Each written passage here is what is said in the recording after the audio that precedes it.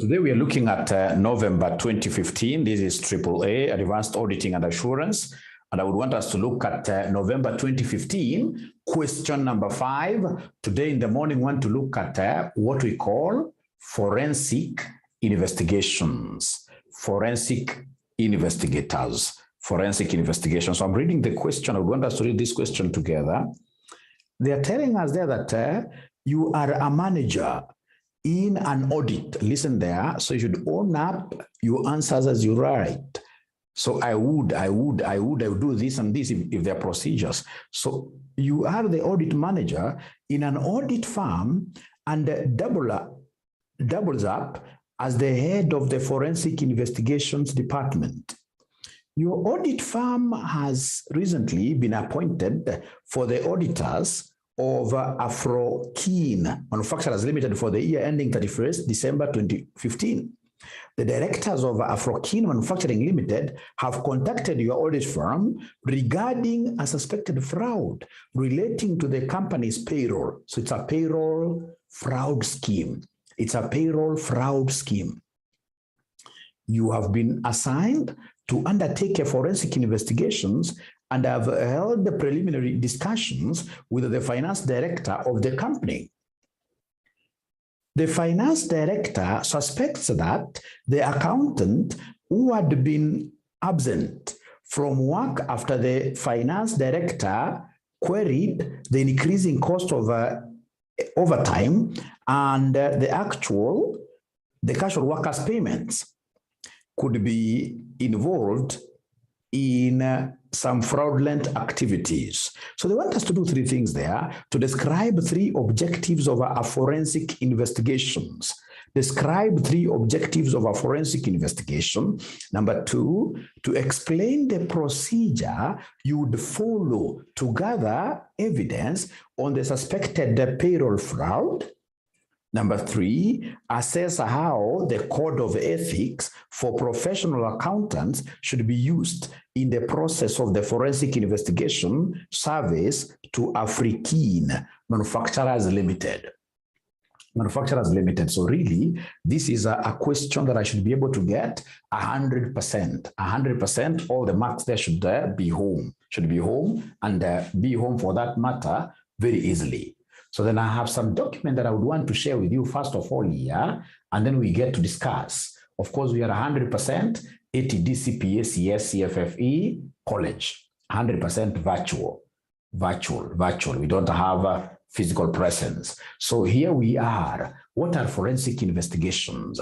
We are being told that a forensic investigation is a process whereby a forensic accountant carries out procedures to gather evidence which could ultimately be used in legal proceedings or to settle some disputes. So when you talk of forensic investigations, as a gentleman, I would want you to underscore the word forensic. Forensic means what here? To be used in a court of law. For purposes of what here, of course, determination of disputes. So at the end of the day, if you're doing a forensic investigation, your final output, you as the forensic investigator will find itself in some court of law. You'll be there as a witness. In this case, you're providing this paper, right? Another paper, right? Trying in this case here to pin down some fraudsters. So you talk of forensic investigations. This is just like this normal audit. However, here there is a fraud that is being involved that you are trying to uncover as a forensic investigator. As a forensic investigator. Forensic means what here? Courts. Now, so I'm repeating again because this is quite a very, in this case here, common area in your exams. A forensic investigation is that process whereby a forensic accountant carries out procedures to gather what here? Evidence. Remember, ladies and gentlemen, if you want to pin down these fraudsters in a court of law, you must have what we call sufficient, appropriate evidence. So the evidence you gather must be of high quality, which could ultimately be used in legal proceedings or to settle some disputes, e.g. fraud or money laundering cases. So this is very common. What are the major objectives of a forensic investigation? The objectives. So the first objective there is to decide if a fraud actually took place. If a fraud actually took place. You know, at times, ladies and gentlemen, the owners of the business, the directors in this case here may suspect some fraud scheme, right? So they look at this person, they think that this person for sure has been stealing. You see, there is a possibility that this person has not been stealing. In office, we've got what we call office politics. We get always people trying to badmouth others in these various organizations. So if there is these allegations, it will be very important for you to get a forensic, for example, investigator, depending, of course, on the magnitude of the fraud that you're suspecting, right? So give a forensic investigator this job. So his first objective will be to determine whether indeed there is a fraud or there isn't one. So that's a first objective, to determine whether fraud actually occurred, because in some cases, it's not a fraud. Number two, discover then who engaged in this fraud. Discover the perpetrators of the fraud, and ultimately to assist in their prosecution in a court of law, right? Number three, to quantify the financial loss. If you're a forensic investigator, at the end of the day, you just don't tell us that there was fraud, that Mr. So-and-so was involved, that in this case, at the end of the day, you have to tell us, fine, this payroll scheme has been happening. This payroll fraud scheme has been happening, and up to date, we suspect that you've lost over 30 million Kenya shillings. So you must be able to quantify the financial loss. And then lastly, then, you have to produce evidence. So the other objective is to produce evidence which is sufficient and relevant enough to be used to assist in legal work here, in legal proceedings. So ladies and gentlemen, amongst these objectives that I've given you there, which objectives of forensic investigation will you never forget? Please try typing there. Which objectives of forensic investigations will you never forget? So as I wait for you to type there, remember fraud has become very big it's actually globally, right? Globally. You'll hear of very many fraud cases, and that is why forensic investigations, forensic auditing, ladies and gentlemen, is now becoming what here is now becoming a major thing. So, ladies and gentlemen, like I can see there, to decide if fraud actually took place, I love that. But remember, whenever you were asked to describe, or rather to give objectives, you must start with the word to always. So to decide if a fraud actually took place, and then somebody has given me something here, right? To provide evidence to be used in a court of law, right? To determine if fraud actually took place, that already have had it many times. Also, how that one I've had it many times. To provide evidence to be used in a court of law, great. To quantify the financial loss. To quantify the financial loss, I love that. To quantify the financial loss, I love that. And of course, ladies and gentlemen, the other objective of this forensic investigation that is quite important, which you guys should also be able to remember, is to provide recommendations. You provide recommendations as to the fraud that happened, the weaknesses in internal controls that were exploited, so that in future, the same may not be repeated. So to provide recommendations to who? To management regarding how the fraud took place. And of course, whatever recommendations you give will be pertaining to the weaknesses that were exploited. And of course, now given your recommendations, then the management will be able to do what you have to put in place adequate internal controls regarding that fraud scheme to ensure that the same does not happen in the future. Very, very important. Very, very important. We have another very important, in this case, ladies and gentlemen, objective here, which is to discover the perpetrators. These fraudsters, we need to bring them to book. We need to bring them to book.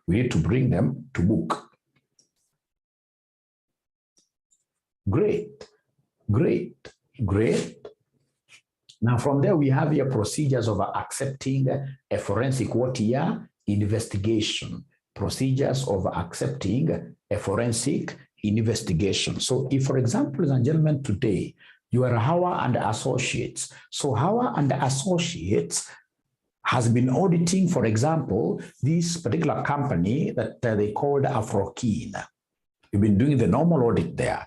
And then there is some payroll fraud scheme that has been discovered in the company that, of course, is allegedly been happening in that company. So the directors in this case here come and approach you, tell you, how, hey, please come and take this particular what here, this particular exercise called forensic investigations. Then what should Howard do? Should you just rush and start doing these investigations besides your normal audit? No. There are those basic steps that you need to follow. The first step, ladies and gentlemen, is for Howard to decide whether or not she's going to accept that appointment. So in this case here, the first procedure is to accept the appointment if she's interested. Listen and listen to me very well. Accept the appointment if in this case here, if the lady is interested in it. So when you are accepting the appointment, ladies and gentlemen, you must be bright. You must be very bright. When you are accepting the appointment, you must be very bright. Why am I saying you must be a bright person? Number one, you must consider a few things. Consider the independence of your firm. Consider the independence of your firm. Are you really independent enough? Are you independent enough? Right? Remember, independence is all about, in this case here, being objective. Shall you be able to really be very objective in this forensic investigation exercise that they're giving you? In this forensic investigation exercise that they're giving you. So remember, objectivity or independence, we are trying to look at you being detached from the organization. We are trying to look at you being detached from the directors, and of course, these employees of the firm. Are you independent enough? So remember, when you are independent, if this is the pendulum, then your pendulum should be able to swing to whichever direction. Don't say that these directors are, in this case here, the ones who are paying the piper, that have to sing to their tune. No, you have to be very objective, independent from them, so that should you collect sufficient evidence, in this case here saying that this fraud never took place, then ladies and gentlemen, I should be truthful enough and tell them, hey, you know what? It's this way. The evidence I collected shows nothing happened. If you are dependent on them, if you're going to sing their song, at the end of the day, you're going to pin wrong people, even at times for a fraud that never took place, So you must be independent. And remember, we can only say that you are independent if you are good to go in terms of what here the independence frauds. I know that you guys are quite good. You know what independence frauds are? Not frauds, but threats. Independence threats, sorry. So independence threats, remember, we normally use the acronym SAFIS. Like that, independence threats. So of course, the first one is what we call the self-interest threat. The second one is what we call the advocacy. The third one is what we call the familiarity. And then we have what we call the intimidation. And then of course we have what we call the self-review threat.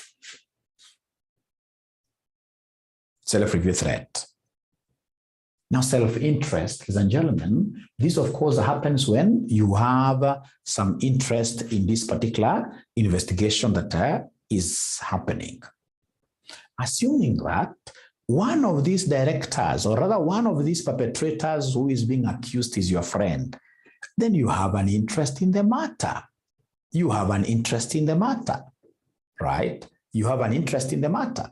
So self-interest ensures, and gentlemen, that you really do not have any interest in the matter whatsoever, so that it will be fair enough. It will be fair enough, this particular exercise, when you're given to undertake it, right?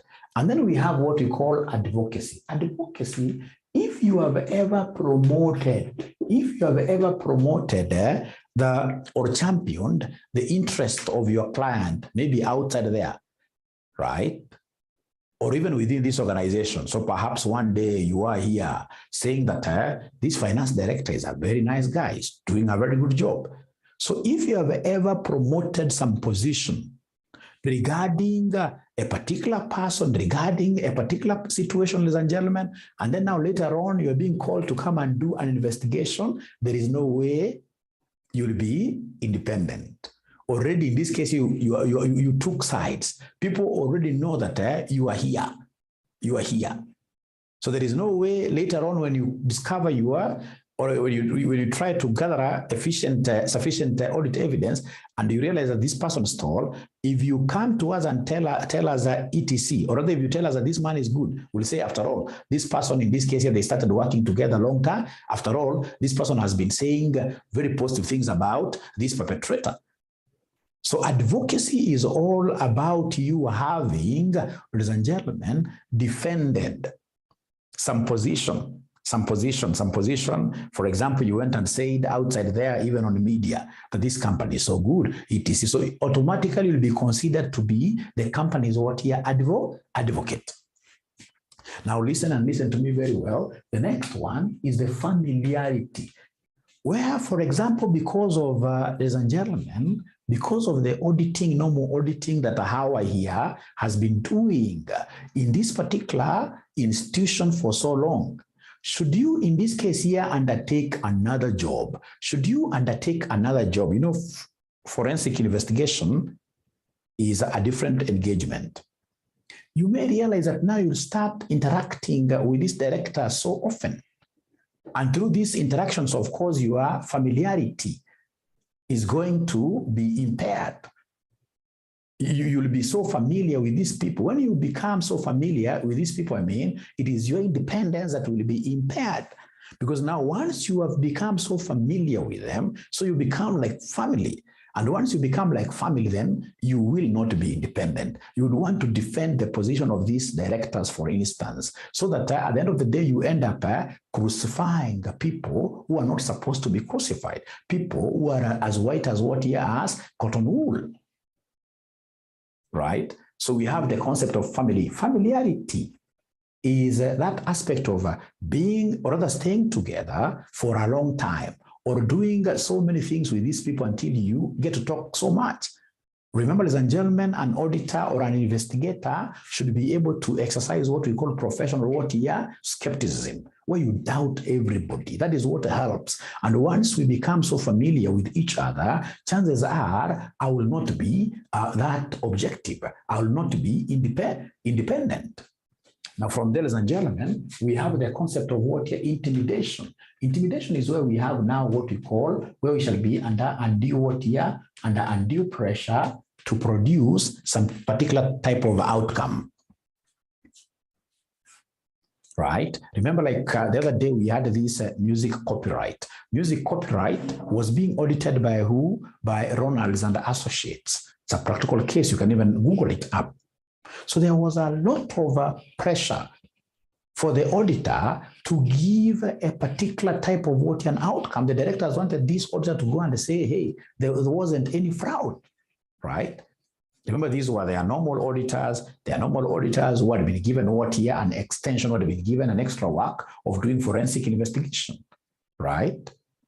So should you feel really that the pressure you are getting is too much to lean on some particular outcome, you need to know that that one will compromise your independence. Your independence will be will be impaired. You would rather not accept that particular appointment. Or if you are already in it, consider doing resigning. Consider resigning. So then we have self-review. Self-review, ladies and gentlemen, normally how does it happen? This self-review When, for example, you are doing the normal audit, you are, of course, in this case, you're producing what we call working papers. Working papers. So, for example, we produced a working paper regarding the payroll in the previous periods. And then later on, you're told in this case that there is this particular fraud, the payroll, there is this particular fraud payroll scheme that has been happening. So you may be forced, ladies and gentlemen, here to retrieve some of your working papers that you had produced earlier on. And then here you are trying to relook at them. So even if there are errors that you got into yourself, now that you are reviewing your own work, ladies and gentlemen, there is no way you should be able to disclose, because who would want to make a fool of themselves outside there? Nobody. And even chances are you may not even be able to look at them critically, because you are looking at your own work. Right? You may not be that skeptical as you're required here by this great profession here to be, because you're looking at your own job, right? So there is that threat of what yourself review. So you're saying, ladies and gentlemen, that the first thing that you're supposed to do before you accept your appointment, you must ensure that you are going to be objective. Remember, this is a very serious assignment. Don't go for it purely because of what here, the money aspect. No. Go to this knowing that they are very serious what here, like now this intimidation threat. Remember, now you're going to engage in an exercise where fraud is involved. There are fraudsters. You know, fraudsters, like, for example, in our Kenya government, if you're given a job to go and try to investigate, like now what is happening in KTDA, there is forensic investigation happening at KTDA. I'm so sure the auditors there, I mean, it's quite crazy. Intimidation must be crazy there. Right? So don't just go accepting an appointment for the sake of it. Please look at this. Like now, self-interest threat also. You have been given some extra work. It means what here? Extra money. There is an interest there. There is extra fees you're going to be paid. How does this self-interest arise there? Remember, with this extra money, you're going to be over-dependent in this single organization, because now you're going to draw lots of income from one client. When you draw lots of income from one client, automatically a self-interest threat arises. Why? Because in the future, for example, these guys will come and tell you, the directors, we want us to say that this person stole money. If you don't say like that, they're going to fire you.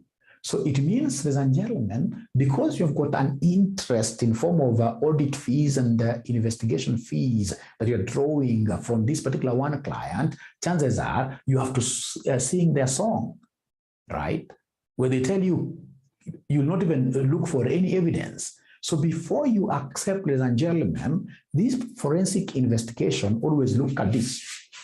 I know you guys know about this concept of reliance of income from one client. And that is why the law tells us that out of whatever income we are receiving, we should never receive more than 15%. 15% of our income, more than 15% of our income should never come from one client. So if, for example, we have got 3 clients here, A, B, C, there could be very many. Maybe out of our total income, A is giving us 10%. B is giving us, for example, 12% out of our total income. And then we realize that there is this client who is giving us, like, for example, 18% of our. This is so wrong. When you're getting a lot of income from one client, then that client becomes your father and mother. You should always be on your knees down telling them, hey, you guys are the best. You're the ones who are footing my bills in this business. Right? So to be having quite a big self-interest to ensure that this firm does not fire you. And of course, should you go ahead to give us a bad opinion regarding them, then they shall fire you. So self-interest, whenever you're accepting, in this case here, more work, self-interest comes. That is the first factor that you need to consider before you accept the appointment. Of course, there are also other factors. Factors like which ones here? Like, for example, do you have the required competence? Amongst your team members, do you have people who are knowledgeable about forensic investigations? Remember, here, forensic investigations is like you need some people who are as good as lawyers, because you have to prepare affidavits. When you shall be doing this interviewing, the fraudsters, for example, and other employees, you would want them to swear. So do you have that competence in the organization? Do you have that experience? And then, of course, among the factors that you need to consider, ladies and gentlemen, are the commercial water factors. Does this business make economic sense to you in terms of the income? When you look at the audit fees vis-a-vis the expenses you're going to incur, are you going to get some residual income? Are you going to get some profit out of this? Don't just accept jobs for the sake of it. No. You know, I have some friends outside here who are doing auditing, who are doing, for example, this KRA, bookkeeping. These guys will keep on running helter-skelter from this assignment to another assignment, and then we look at them. These guys are paupers. They don't even know how to price themselves up. Right? So it's important that we look at this business. Is it really making any economic sense to us? So are we together, ladies and gentlemen, up to there? First of all, that is the first point. First point about, in this case here, the procedures to be followed. That we have to accept the appointment. And when you're accepting the appointment, there are many factors. The independence factor, commercial factor, do we have the knowledge, etc., etc., etc., etc. Thank you. So then we go to the second step. So the second step, ladies and gentlemen, that we have here is you plan the investigation. So when you are planning the investigation, remember the biggest plan here is to scope the work. Understand the work that you've been given. Ensure that directors understand the work. Know, in this case here, who is going to the lead investigator. Put up your team. So ensure that, ladies and gentlemen, you are able to place what is required of you thoroughly, nicely, right? So that at the end of the day, you reduce the risk of giving a wrong conclusion. We don't want you, in this case, to let perpetrators go like that with a fraud that they have committed. And we don't also want to fix people for a fraud that they never, in this case here, got engaged in. So ensure that you plan your resources. You plan the investigation. Very important. So come up with an investigations plan in terms of resources, timings, extent, who will do what are your responsibilities? You scope the work.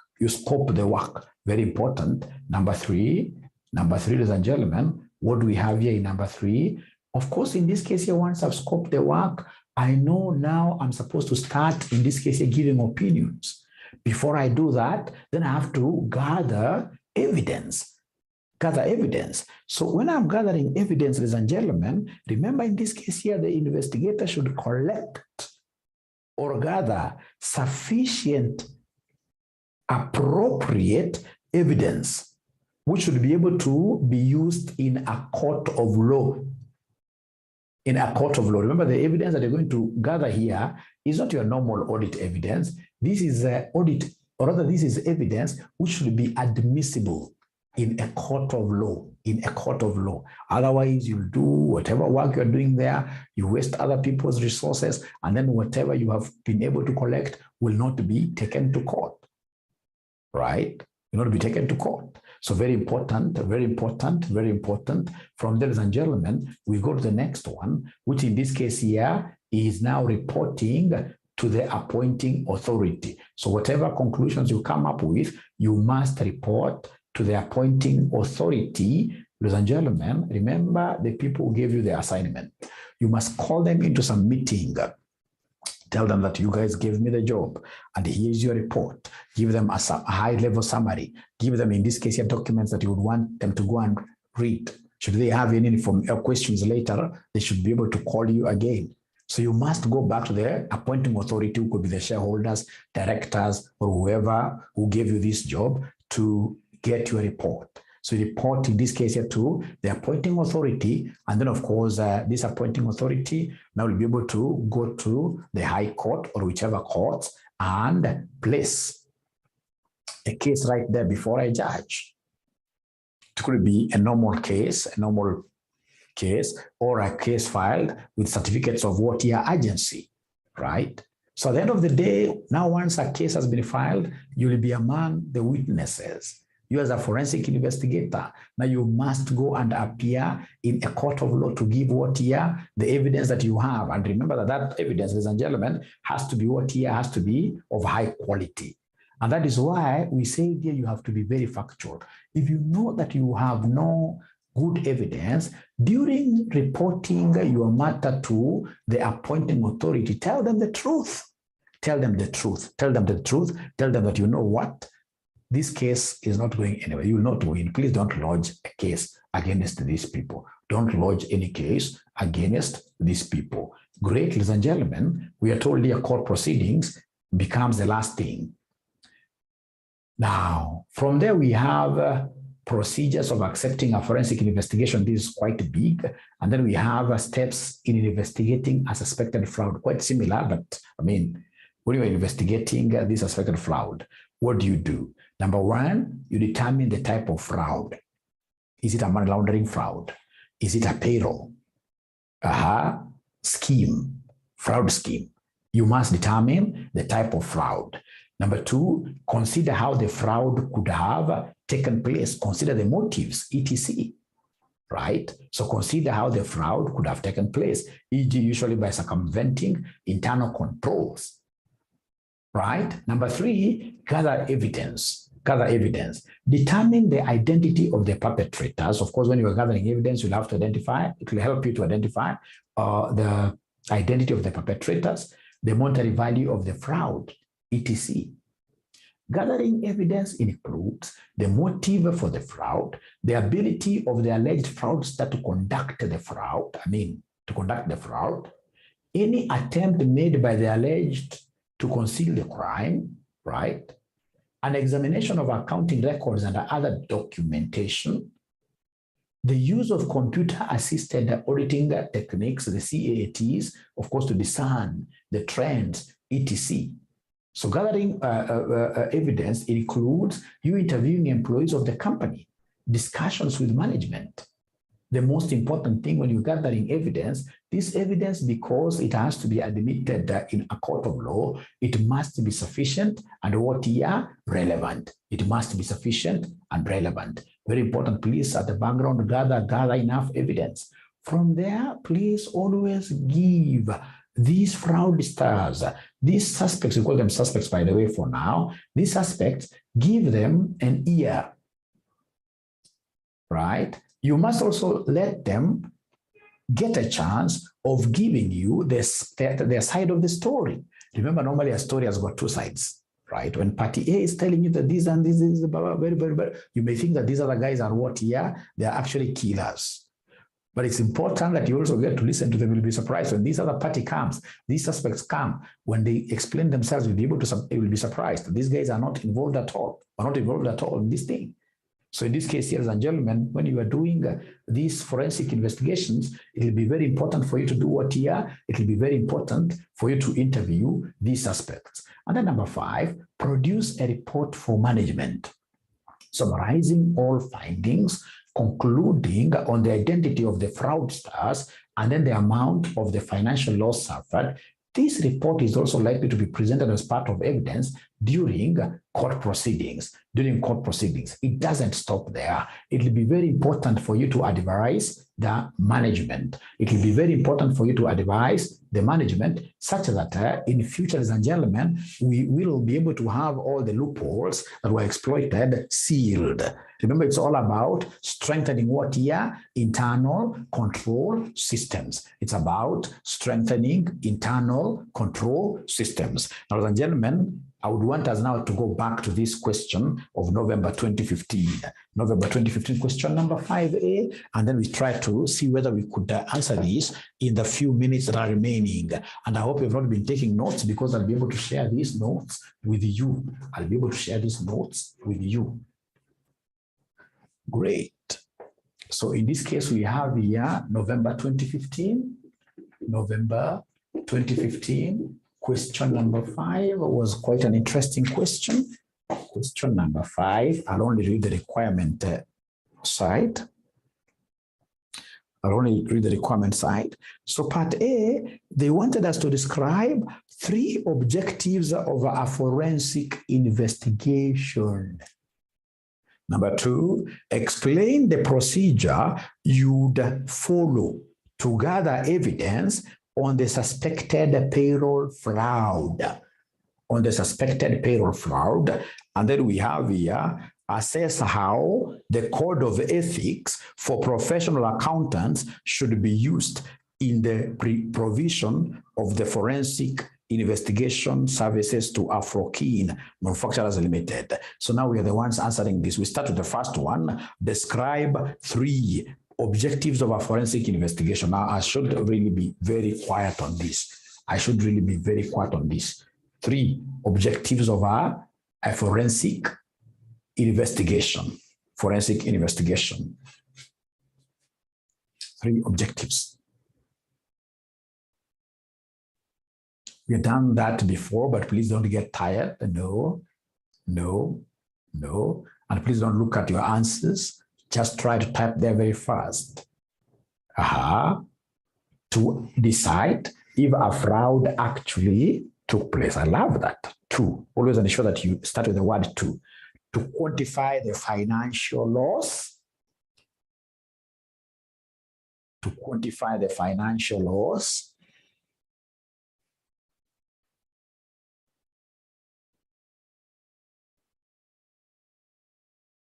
To discover the perpetrators.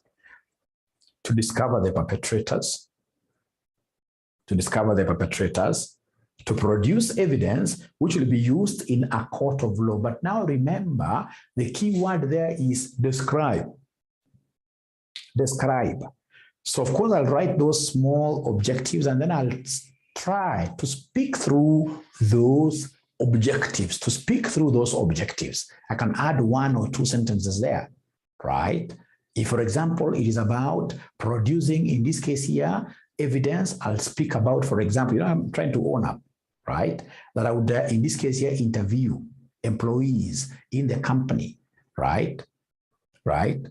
I will do blah, blah, blah to ensure that I'm able to collect high quality evidence that will be used in what here? In a court of law.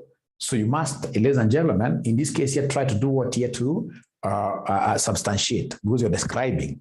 That's very important. So we have in this case here, Nancy, to decide if a fraud occurred. I would want to do this because in most cases, remember, these are allegations. It could be true or not true, right? At times people live out of what here fear that there is theft happening. So it will be very important for me to gather sufficient, appropriate evidence to really make a decision, to really see whether this fraud took place. So you must try, ladies and gentlemen, in this case to expound on your objectives, because description means that you have to give like a paragraph. You can't have a paragraph only 1 sentence. It would be like 2 or even 3 sentences for you to be able to nail down. I like what Marietta is telling me there, to provide recommendations to the management regarding how the fraud took place, and of course regarding what here weaknesses in their ICS, in the internal control system, so that you can safeguard the same from not happening in future. So thank you very much. That is number 1. Number two, explain the procedures you'd follow to gather evidence in a suspected payroll fraud.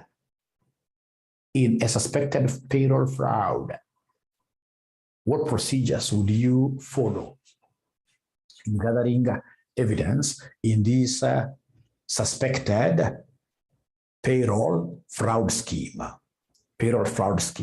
Could you kindly help me out here?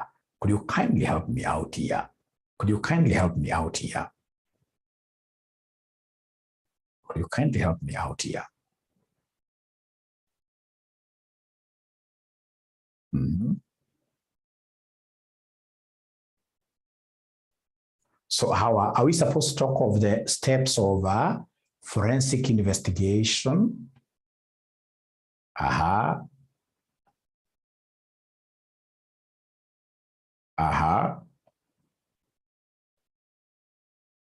Determine the type of the fraud.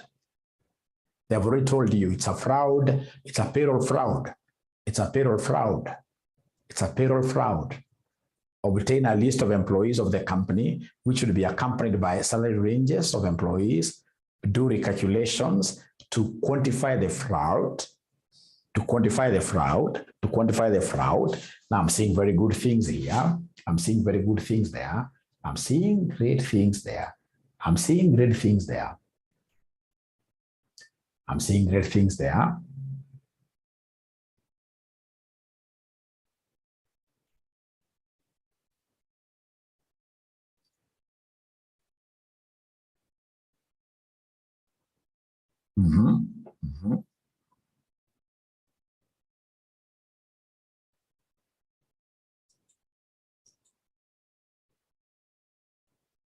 Doing background check on employees' files.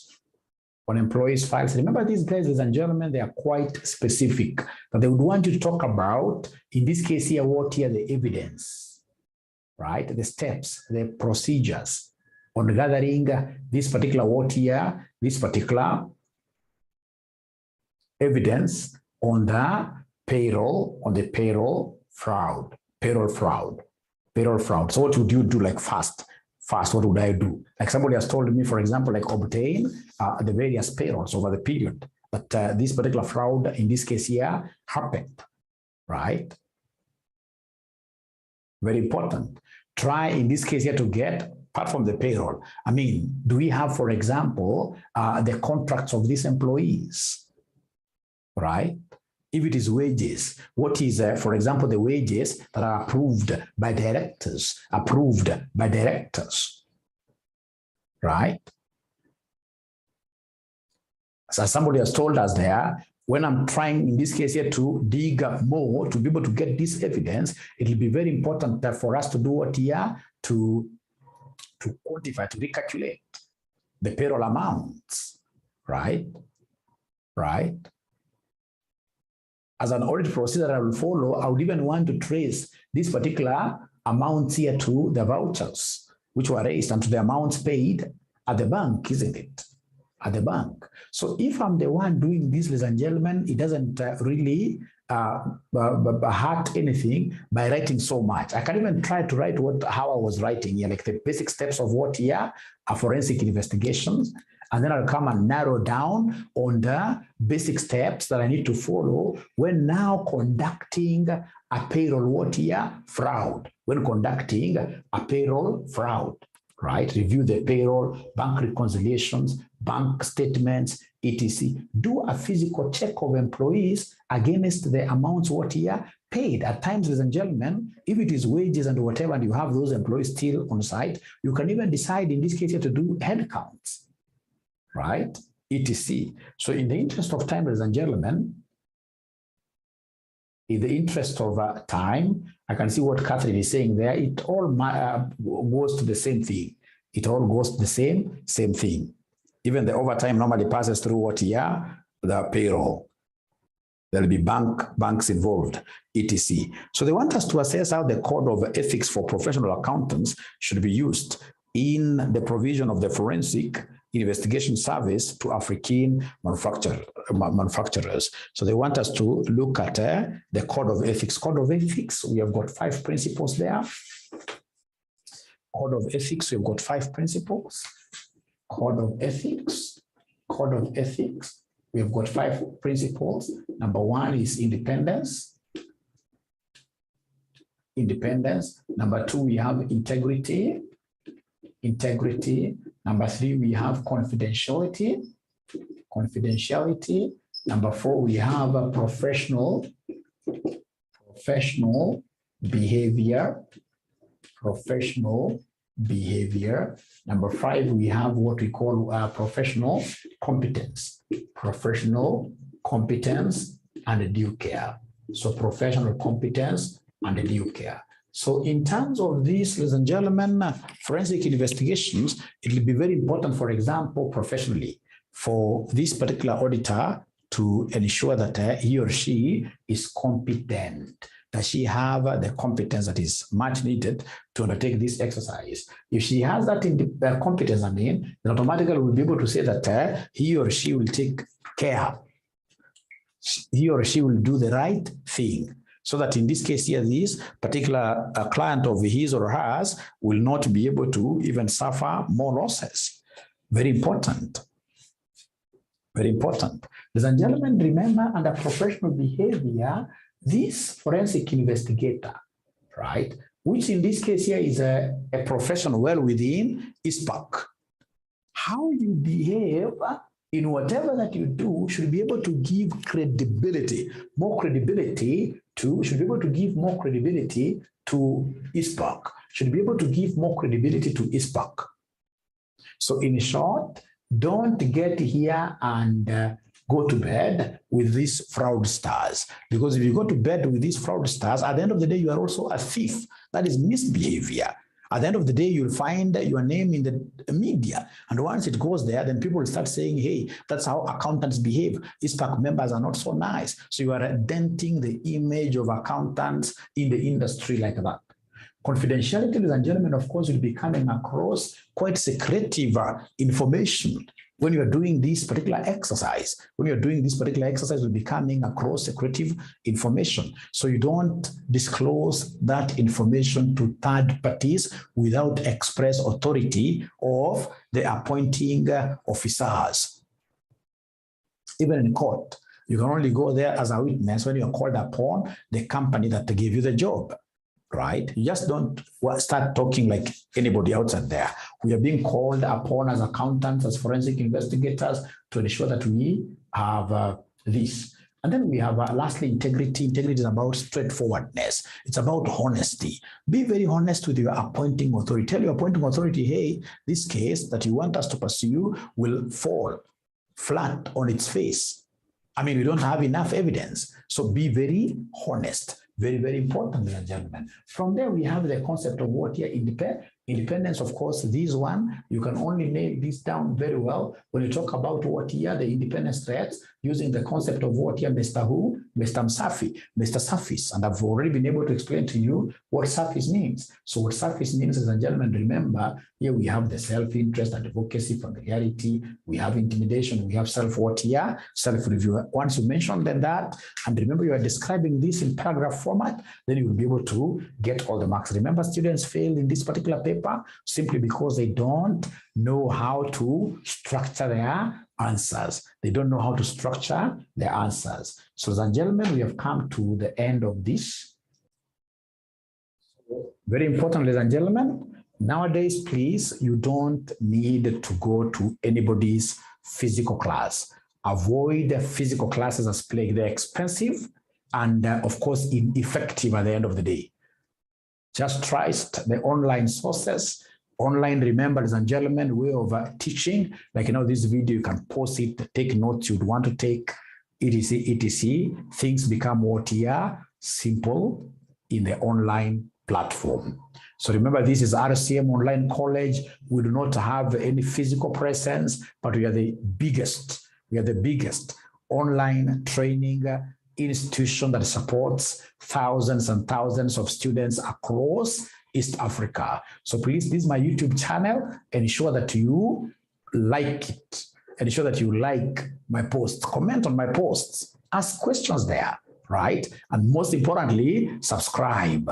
So thank you. I look forward to teaching you again in the near future.